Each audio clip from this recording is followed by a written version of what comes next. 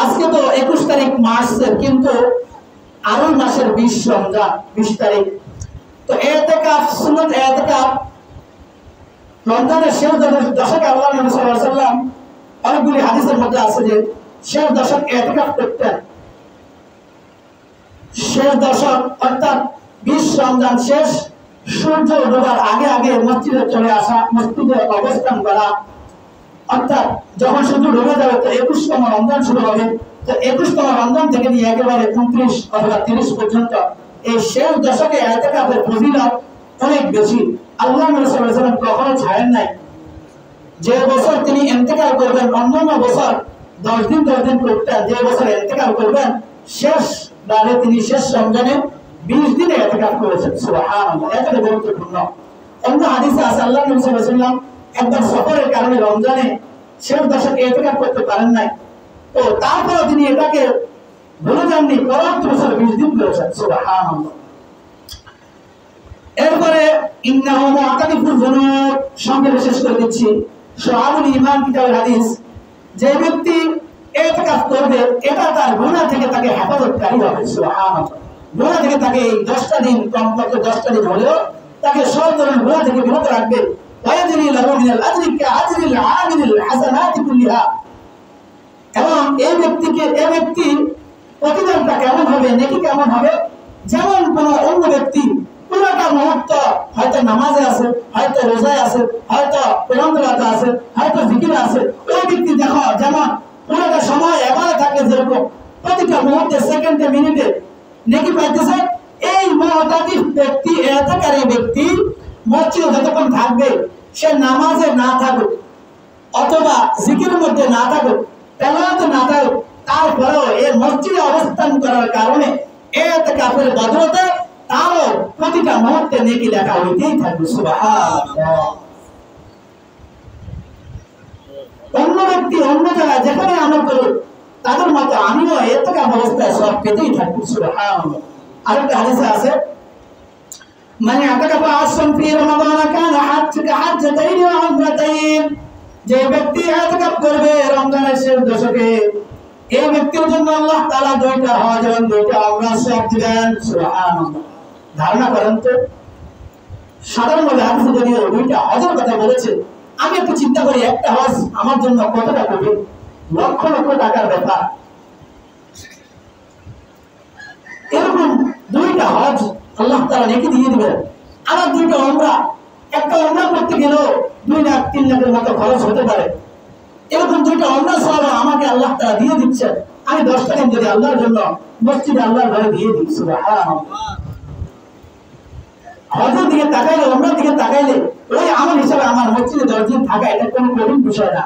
আমি যদি হজে যাইতাম অনেক দিন সময় সেখানে আমার পার হতো, বাড়ির সব কাজ কাম আমার জন্য কোনোটাই সম্ভব হতো না, অর্থাৎ আমি সব কাজ থেকে পার হয়ে সেখানে যাইতে হতো।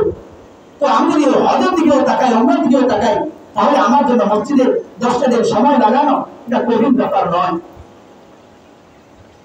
আপনি একটু চিন্তা করেন, আপনি যদি বাড়িতে কয়েকটা দিন না থাকেন, অন্য কোনো বিশেষ কাজে চলে যান, তাহলে আপনার কাজগুলি কি হবে না? বাড়ির কাজগুলি কি বসে থাকবে?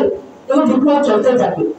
অথবা আল্লাহ না করে কত মানুষ আছে এমন তার আত্মীয় স্বজন অসুস্থতার কারণে ঢাকা দিয়ে পড়ে আছে মাসকে মাস, অন্য হাসপাতালে 5-6 মাস ধরে রাখে।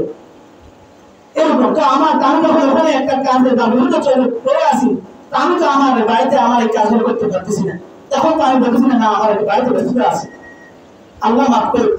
বোঝার জন্য বলতেছি, আমি এই 10টা দিন যদি আল্লাহর জন্য আল্লাহর ঘরে দিয়ে দিই, তাহলে আমার জন্য অনেক নেকির কারণ হবে। আরেকটা হাদিস, শুআবুল ঈমান কিতাবের 3965 নম্বর হাদিস, মানে আতাকাফা ইয়াওমান ইবতাগাল্লাহি তাআলা, যে ব্যক্তি আল্লাহর সন্তুষ্টির উদ্দেশ্যে একদিন ইতিকাফ করবে, জাআল্লাহু বাইনাহু ওয়া বাইনান নারি সালাসাতা ফানাদিক আবাদা মা বাইনাল খাফিতাইন। আল্লাহ তাআলা ওই মুতাকিফ ইতিকাফকারী ব্যক্তির জন্য তার মাঝে আর জাহান্নামের মাঝে 3 খন্দক দূর করে দিবেন। সুবহানাল্লাহ। কয় খন্দক? 3 খন্দক। একদিন যদি ইতিকাফ করি 3 খন্দক আমার থেকে জাহান্নামকে দূর করে দিবেন। খন্দকের সীমানা বা বোঝার জন্য হাদিস যেটা বলা হয়েছে আবআদা মা বাইনাল খাফিদাইন, অর্থাৎ আসমান জমিনের দূরত্ব চেয়ে আরো বেশি। সুবহানাল্লাহ। আসমান জমিনের দূরত্ব চেয়ে আরো বেশি দূরত্ব আমার থেকে জাহান্নাম দূরে সরে যাবে। সুবহানাল্লাহ। অর্থাৎ আল্লাহ তাআলা জাহান্নামকে মুক্তি দিয়ে দিবেন। একদিন যদি এমন হয় 10 দিনের ফজিলত তার বেশি। তাহলে আমরা সবাই নিয়ত করবো ইনশাআল্লাহ, যে যেভাবে চেষ্টা করা যায়, যেভাবে নিয়ত করা যায়, আমি এই 10টা দিন সময় লাগাই, আমার এই 10টা দিন মসজিদে সময় লাগানোর মাধ্যমে হজের সওয়াব পাইতেছি, 2টা হজের সওয়াব পাইতেছি, 2টা উমরার সওয়াব পাইতেছি, এবং বাইরে অন্যান্য ব্যক্তিরা যে সকল আমল করতেছে তারা যেমন পুরো মুহূর্তে আমল করলে নেকি পাবে, বাইরের লোকেরা কিন্তু পুরো মুহূর্তে আমল করে না। আমরা করি বাইরে যতক্ষণ থাকি, কিন্তু আমরা মসজিদে যতক্ষণ থাকি আমল করতে থাকি। এটা উদাহরণ দেওয়া হচ্ছে, বাইরে একটা লোক যদি পুরো সময় আমল করেও নাকি পেতে থাকে, আমি আপনি মসজিদে ইতিকাফ করার মাধ্যমে এর চেয়ে আর বেশি নাকি পাবো। সুবহানাল্লাহ। সংক্ষেপে কয়েকটা মাসআলা জেনে নিই। ইতিকাফ 3 প্রকার: সুন্নাত, সুন্নাত মুআক্কাদা আলাল কিফায়া, 2 নম্বর নফল, 3 নম্বরে হচ্ছে ওয়াজিব। সুন্নাত মুআক্কাদা আলাল কিফায়া হচ্ছে রমজানের শেষ দশকে ইতিকাফ করা। প্রত্যেকটা মহল্লার মসজিদে কমপক্ষে 1-2 জন বা 3 জন ইতিকাফে থাকতেই হবে।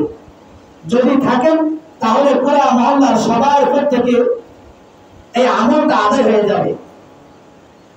আর যদি কেউ না বসেন তাহলে সবাই গুনাহগার হবে। এটা হচ্ছে সুন্নাত মুআক্কাদা আলাল কিফায়া। কিফায়া অর্থাৎ অল্প কয়েকজন যদি আদায় করেন সবার পক্ষ থেকে আদায় হয়ে যাবে। আর নফল ইতিকাফ হচ্ছে যে কোনো সময়, বছরের মাসের যে কোনো সময় সুন্নাত ইতিকাফের নিয়ত করে মসজিদে যতক্ষণ অবস্থান করবে সেটা ইতিকাফের সওয়াব পাওয়া যাবে। যেমন মসজিদে ঢোকার 5টা সুন্নাত: ডান পা দিয়ে প্রবেশ করা, বিসমিল্লাহ পড়া, দরুদ শরীফ পড়া, এরপরে ইতিকাফের নিয়ত করা, মসজিদে ঢোকার দোয়া পড়া, বিসমিল্লাহি আসসালাতু ওয়াসসালামু আলা রাসূলিল্লাহ, আল্লাহুম্মা ইফতাহলি আবওয়াব রাহমাতিক, বিসমিল্লাহ, দরুদ শরীফ, এরপরে দোয়া, এরপরে ডান পা দিয়ে প্রবেশ করা। আর একটা ইতিকাফের নিয়ত করা, নাওয়াইতু সুন্নাতাল ইতিকাফ মা দুমতু ফি, আমি মসজিদে প্রবেশ করতেছি সুন্নাতুল ইতিকাফ, সুন্নাত ইতিকাফের নিয়তে। নাওয়াইতু সুন্নাতুল ইতিকাফ মা দুমতু ফি, এটা আমরা শিখে নেব ইনশাআল্লাহ। আমি মসজিদে এই সুন্নাত ইতিকাফের নিয়তে বা নফল ইতিকাফের নিয়তে ঢুকতেছি। আমার এই ঢোকার পর থেকে নিয়ে যতক্ষণ আমি থাকবো ততক্ষণ আমার ইতিকাফের সওয়াব হতেই থাকবে। সুবহানাল্লাহ। সময় একটু বেশি যাচ্ছে, মনে কষ্ট নেবেন না। আমি যতক্ষণ মসজিদে থাকবো, নামাজের পুরোটা মুহূর্ত 10 মিনিট থাকি, 15 মিনিট থাকি, 20 মিনিট থাকি, পুরোটা মুহূর্ত কিন্তু আমার ইতিকাফের সওয়াব হতেই থাকবে। সুবহানাল্লাহ। তাহলে এটা হচ্ছে নফল ইতিকাফ। 3 নম্বর হচ্ছে ওয়াজিব ইতিকাফ। ওয়াজিব ইতিকাফ হচ্ছে যদি কেউ মান্নত করে, আল্লাহ আমার অমুক বিপদটা দূর করে দিলে আমি একদিনে ইতিকাফ করব, অথবা 2 দিন করব, 10 দিন করব। ওই ইতিকাফটা যখন তার ওই মান্নতটা পুরো হবে, বিপদ দূর হবে, বা যে নিয়ত করেছে ওই কাজটা যখন সম্পূর্ণ হয়ে যাবে, তখন তার জন্য ওই ইতিকাফটা করা ওয়াজিব। অথবা আমি যখন সুন্নাত ইতিকাফে ঢুকলাম, কোনো কারণে যদি আমার ইতিকাফটা ভেঙে যায়, তাহলে কিন্তু আমার ওই ইতিকাফ, যেদিন আমার ইতিকাফটা ভেঙে গেল, ওই দিনটাকে আমি কাজা করে নেওয়া, এটা ওয়াজিব। তো এইগুলো 3 প্রকারের ইতিকাফ।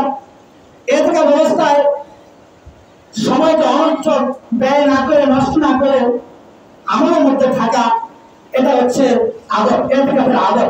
হয়তো জিকিরে থাকলাম, কিছুক্ষণ তেলাওয়াত করলাম, অথবা নামাজের সময় নামাজ পড়লাম, নফল নামাজের সুযোগ পেলাম তো নফল নামাজ পড়লাম, অথবা যে 4টা আমলের কথা আল্লাহ রাসূল সাল্লাল্লাহু আলাইহি ওয়াসাল্লাম বলেছেন, বেশি বেশি কালিমা তাইয়্যিবা জিকির করা, ইস্তিগফার করা, জাহান্নাম থেকে মুক্তি চাওয়া এবং জান্নাত আল্লাহর কাছে কামনা করা, এটা একটা আমল করতে পারি। আর বিশেষ করে মাসআলা হচ্ছে ইতিকাফ অবস্থায় আমি সামান্য সময়ের জন্য বের হতে পারবো না। একেবারে বিশেষ প্রয়োজন, ওযু ইস্তিনজা, আমার ওযুর প্রয়োজন, ইস্তিনজার প্রয়োজন তো যাব। আবার আমাদের বাঙালিদের যে একটা অভ্যাস, প্রতিনিয়ত আমি গোসল করতেই হয়, গোসল না করলে আমার ভালো লাগে না। এটা তো আমরা দৈনন্দিন গোসল করি, এটা হচ্ছে সাধারণ গোসল। এই গোসলের কোনো ফরজ ওয়াজিব না, সুন্নত না, নফল না। এই গোসলটা আমি আমার ভালোর জন্য করি বা পবিত্রতার জন্য এমনি করি। অনেক সময় একেবারে ফরজ গোসলের জন্য মসজিদ থেকে বের হওয়া যাবে, এরকম সামান্য অজুহাতে গোসলের জন্য বের হওয়া যাবে না। হ্যাঁ, যদি ব্যক্তি এমন হয় যে গোসল না করলে তার অবস্থাই খারাপ, খুব খারাপ লাগতেছে, অবস্থাটা মতো একবারে ভালো লাগতেছে না, তাহলে এই ব্যক্তি গোসল নিয়ত নয়, বরং ওই যে ইস্তিনজার দিকে যাইতেছে, অথবা আমার এখন ওযু নাই, ওযু নষ্ট হয়ে গেছে, আমি ওযু করতে যাবো, আমার নিয়ত ওযু অথবা ইস্তিনজা, তো সাথে আমি আমার কাঁধে করে লুঙ্গিটা নিয়ে যাচ্ছি, ওযু ইস্তিনজা সেরে আমি ওযুটা করবো না, ইস্তিনজা সেরে গোসলের ওই যে আমি ওযু করবো, তো ওযুর নিয়তের সাথে গোসলটা ঢুকিয়ে দিলাম, আমি পুরো গায়ে ধুয়ে দিলাম, আমি একটু ভালো করে ওযু করলাম, এরকম আর কি একটা বাহানা। এইভাবে গোসলটা সেরে আবার সেখানে সময় লাগা যাবে না, চলে আসতে হবে সাথে। আরেকটা বিষয়, সামান্য কারণে যাতে আমরা ভাই না হই, সময় একটু বেশি হলে আরেকটা মশলা বলতেছি। গত বছর যেটা দেখলাম, মসজিদে আমার জন্য খানা একটু বেশি এসেছে, তো খানাগুলো নষ্ট যাতে না হয় এই জন্য আমি বাইরে থেকে একজনকে আনার জন্য গেলাম, হয় মাদ্রাসা অথবা অন্য জায়গা থেকে একজনকে আনতে গেছি, ভাই খানাগুলো নষ্ট হয় আমাদের সাথে খান। ভাই যদি আপনি খানার দিকে তাকাইছেন যে আমার খানাটা নষ্ট হয়ে যাবে, একজনকে খাওয়ালে সব হবে, খানা কাজে লাগবে, কিন্তু আপনার জন্য এটা জরুরি বিষয় নয়, আপনি যে বাইরে আছেন এর থেকে একটা নষ্ট হয়ে যাবে। গত বছর এরকম হয়েছে।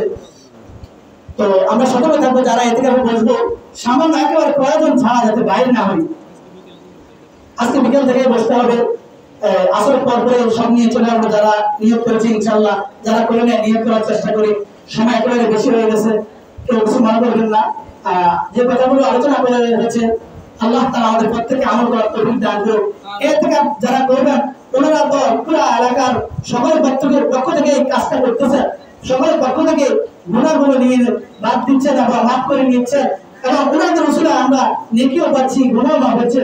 তো আমাদের আমরা যারা বাইরে আছি, আমাদের একটা দায়িত্ব থাকবে, আমরা যাতে যারা ভিতরে